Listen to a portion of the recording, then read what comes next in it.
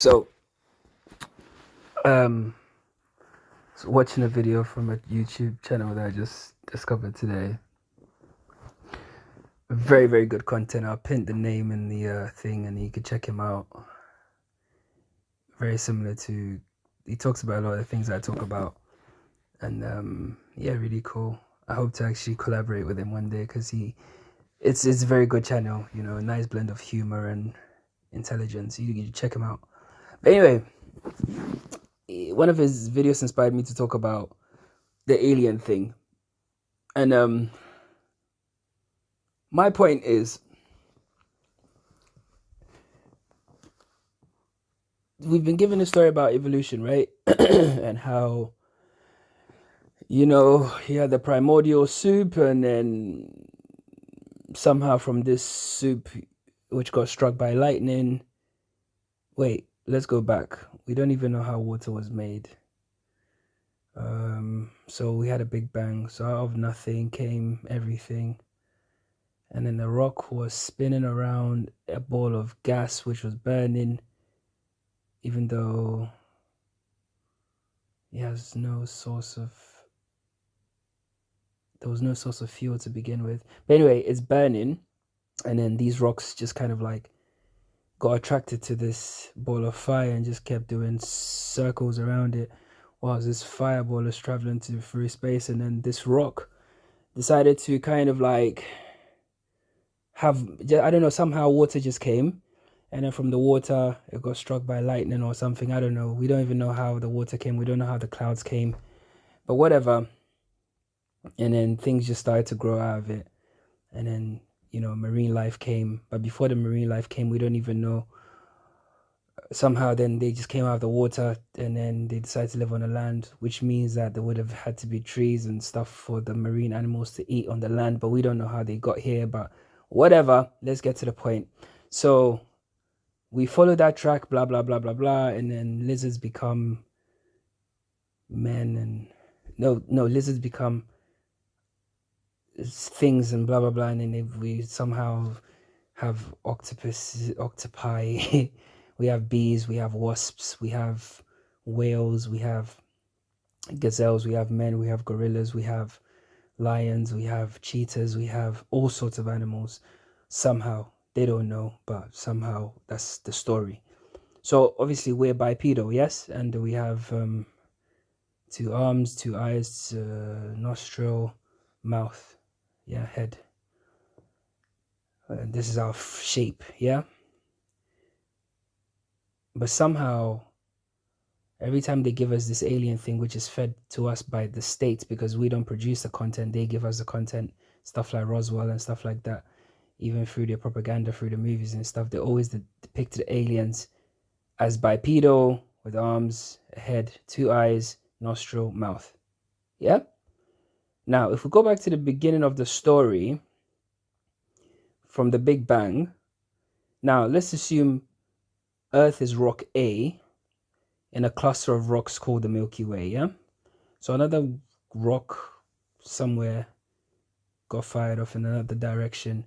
But say the ball of fire that got attracted to was bigger or smaller, right? And then somehow water appeared there, or I don't know, they have their own substance that is kind of like water, but not water, whatever it is, and they evolved. What makes you think that they're going to evolve and have their story, whatever the evolutionary tale is going to be, for them to end up as bipedal like us? It is literally impossible for that to happen. Think about this logically. Use your brain and think about it critically. It's virtually impossible for that to happen. Now, with that being said, why would they now, like, so for whatever reason, their evolutionary tale could be totally different. They could be the size of elephants. They could be the size of like 4 times the size of an elephant.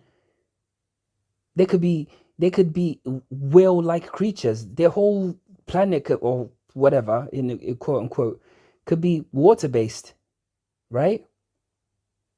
So their mode of transport, that whatever mode of transport they create, right, will not factor Earth's, like, whatever mode of transport they have will be so different to, like, it probably wouldn't even be adapted to our world, right? It probably wouldn't be aerodynamic, because imagine that maybe whatever they breathe there is denser than oxygen or lighter than oxygen or whatever it is, yeah? So it probably wouldn't even be aerodynamic. Furthermore, and this is a point that he touched on about the alloys, the metals and stuff that they make their spaceships from. What makes you think that it would even be made of metal? Like, think about it. Like, what if on their planet all they have is like diamonds, or they have a material that's similar to glass or whatever? And then they have these lights on their spacecraft, just like we have lights on our fucking flying vehicles. It's a joke. It's a joke. Like, oh my God. It's a joke. It literally is a joke. And then the guy said something that was really funny. It was like, these guys have all this advanced technology, but they're always naked, right? It's like, yeah, even that. Like, they could be totally, they could literally be balls of goop. They could literally be like just slime. Or they could be like tree-like things. They could be they could be like insects, praying mantis or whatever. Right? They could be like, if you look at the odds of that, of the bullshit evolutionary stories, right? Even let's give that some credence and say it happened, right? If evolution was to happen, right, and then we have our story with our primordial soup and whatever, and our journey to here, their journey could be totally different to ours. It could have taken even longer for them to come into existence, or they could have gone a different path or whatever it is. So it's not possible. Furthermore, why would they come here? Come here and do what? Like, why don't they go to the moon? Why don't they go to another planet? Why don't they go to Jupiter? Whatever it is. How would they even breathe here? Unless you're telling me that there's oxygen on their planet, which would then make it it will make your whole evolutionary story that you've told us a nonsense, a complete nonsense. Right? Now, furthermore, why do they always have these? Because the propaganda, it foreshadows what's to come. Why do they always have lasers, which is something that we already have here? Why do they always have like bombs, and they use projectiles and stuff just like we do here? Like, it's like having two animals in two completely different ecosystems, right? Growing in totally different circumstances, situations, adaptations, whatever. And they somehow come up with the same modes of transport, and, and how to create those modes of transport, even though they have different materials in the two places, and they have the same modes of protecting themselves or the same modes of security. Bro, you're being lied to.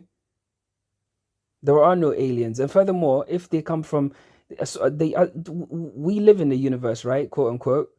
So if that's the case, then they're not aliens. They're neighbors, really, or they're just travelers. So, it's a lie. It's a lie. And I remember writing a thesis on this a few years ago. And, people have written stuff about this, like the, Jesuit priests have written stories about, a man on the moon, and this idea of, aliens and stuff living on the moon. As far back as like 1600, 1700s, they were writing stories about this. It's a plan. It's an idea, something to unify all humanity, to get behind the one world government, because there's only one government, really. Like, people, whenever you say this, people think, oh, conspiracy. Bro, there's only one government. There's literally is only one government. There's no, like, your government bows down to another government, which bows down to another government, and it gets to a point where it stops, and wherever that stops is the government. That is the central point. Let me break it down. So say, for instance, you're from Canada, right? But the Canadian government bows down to the US government, or bows down to the British government, right? Right? Because it has to. Canada's not like independent as much as you might think you are, but you're not. The same applies to, look at the Commonwealth countries. You know, you've got somebody else from another place's face on your money that you're spending, or you spend another person's currency in your land. You live in, you're just a colony of Rome. Think about it. It's just like, you know, like Carthage spending Roman coins. Yes, Carthage is in Africa, but it's a Roman colony. So in the same way, if I am in Africa and I'm spending US dollars in Ghana or Nigeria, bro, I am just a vassal state of the United States. That's it. Like, you know, we need to be more, we need to just think deeper, and, you know, the answers will become obvious to us. You know, so there's only one government, really, because outside of the US government, which controls a large, like, section of the world, right? Or the Chinese government, which also exerts influence in the East, or the Russian government, which exerts influence in, it's got its own sphere of control. Your government ain't shit. It's one government, and out of those three governments or whatever, they jostle for power, but really and truly, they all kind of like also bow down. Essentially gets to a point where there's a central point. They all agree on certain things. So even if there are three entities, i.e. US, Russia, China, whatever you want to call it, the UN, whatever you want to fucking call it, at that point, that nexus where their interests intersect and collide, right? And converge, that is the one world government. That is the central point. Because that's where the decisions are made that affect you, even though you're 10,000 miles away in Papua New Guinea. So your government doesn't mean anything. Your government, they're just like placeholders. They're just there to make you feel like they're your government, but really they're not. They're just agents of that central government. Do you get it? It's just one world system, bro. Anyway, yeah, a word to the wise, as they say.